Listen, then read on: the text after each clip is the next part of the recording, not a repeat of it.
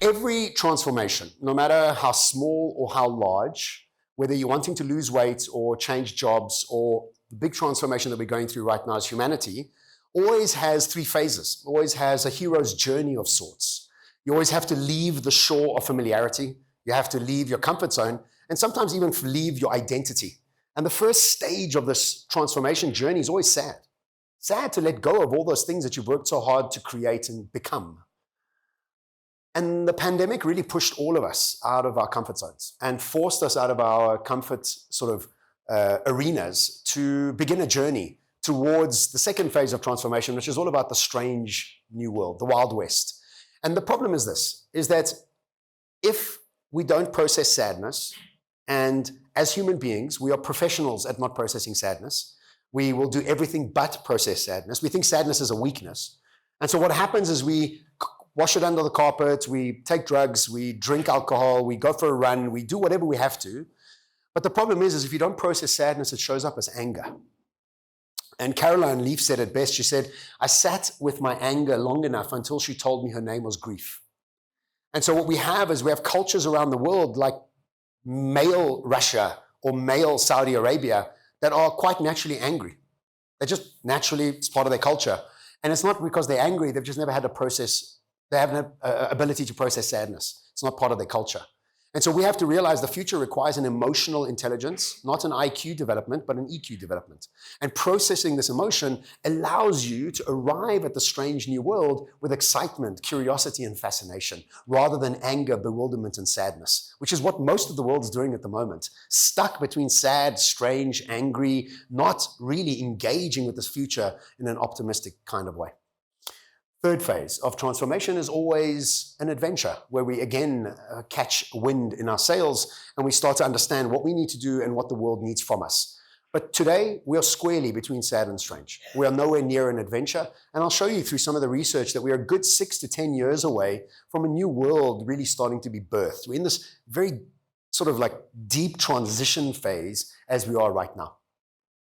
And everything that we've ever been taught in education, in society, even marriage, sometimes even religion, has got this very, very keen necessity of stability attached to it. An addiction to certainty in many ways. And our society has been set up with this addiction to certainty. And if you remember when you were younger and you wanted to go and study drama, your mom and dad would go, please, darling, do drama on the weekends. Just go become a lawyer and be miserable like us, but at least you have stability. And so we've always made decisions based on stability, not excitement, curiosity, and fascination. Now we realize that the future is about exactly the opposite of stability. It's in fact 180 degrees different to adaptability. And we can see that many, many organizations around the world are utilizing this marketing strategy of the agile organization. There was a bank, I won't name any names, but they said, we're the 120-year-old startup. What a crock of rubbish. All it was marketing. Nothing changes in the structure of the business because the structure of our organizations, our studying, our religions, it's all based on stability without us even realizing the definite need we need for addiction to this absolute outcome. And so we need to think about how do we naturally become adaptable, because our brains don't like being adaptable. Our societies don't like us being adaptable. In fact, if you were adaptable at school, you were called naughty. Right? No. Stick to the system. Don't be adaptable. And so we also realize that this addiction to certainty, the stability that we have been trained into, is got us to develop a very weak form of optimism called fragile optimism. And fragile optimism is the actions and the behavior of saying when things work out like I want them to work out, I'll be happy. And if they don't work out like I want them to be working out, I'm not going to be happy, which is a very, very immature way of being optimistic. And so actually what we need to develop, because our brains like this addiction to certainty, we've got this fragile optimism. It's almost baked into our hardware.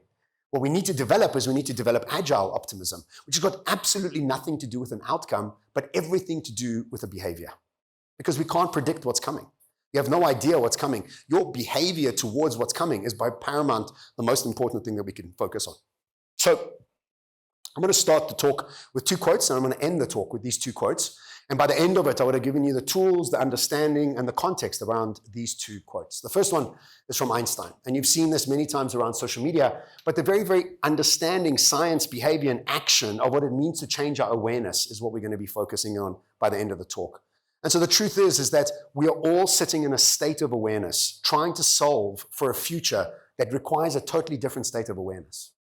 Our industrial revolution intelligence is irrelevant in the world that we're moving into. So we're coming at it already with an addiction to stability, with an anxious, adrenaline-fueled body, trying to figure out what the future looks like, which is totally uncertain, which is unhinging most people around the world. And so we have to change awareness, which is a very different thing to getting an MBA or a PhD. It's a totally different exercise, and they're both valid. And in fact, maybe this one might even be weighing a bit higher as we move into the future. The second one is from Alvin Toffler, who wrote a book in the 1950s, which became the sort of Bible for futurists. And he said, the illiterate of the 21st century will not be the ones who cannot read and cannot write, but the ones who cannot unlearn to relearn.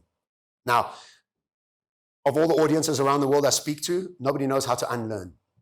Anybody here know how to unlearn? The very specific ability for you to unlearn, unwire, and recalibrate the way your brain works, most people have no idea. So we are very, very good at learning. We're very, very bad at unlearning. And I'm going to share a stat with you a little bit later that says, by the time we're 35 years old, science is proving now that we have between 60 and 70,000 thoughts a day, of which 90% are the same thoughts as yesterday. Pretty sad, because our brains are just familiarity machines repeating what we did yesterday, hoping for new outcomes, which means that we don't actually understand how to unlearn.